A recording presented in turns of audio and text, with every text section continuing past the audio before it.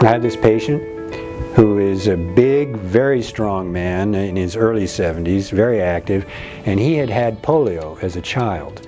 And he now had what was called post-polio syndrome, which basically is the involved leg, which in his case was the right leg, would go weak every once in a while for no apparent reason. It just would recur.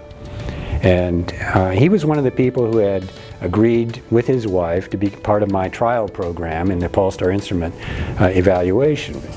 So I was working on him and his wife together. His post-polio syndrome had flared up at that time, and his right leg had become so weak that he had fallen just getting out of his car, just couldn't get up. And then when he was going upstairs, he had to use his left leg only to get up the stairs, and he had that kind of pain. So I worked on him with the instrument, and like I say, he's a very big, very robust man. I was working on him and his wife, and I could kind of tell by his attitude that he was thinking, yeah, this thing might be okay for my wife or little tiny people, but for somebody like the guy my size needs a real adjustment. And so at the end of the trial period, I said, so what do you think? And he said, well, I don't know. I'm not too sure how I feel about this. And he said, my wife likes it, but I'm not too sure. I said, well, let me ask you a question. How do you feel?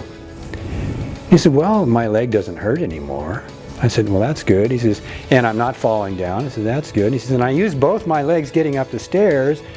I said, well, it sounds like you're doing a lot better. I said, let me ask you a question. What did you come in here for? To feel better or for a wrestling match? And he kind of laughed and he goes, to feel better, I guess.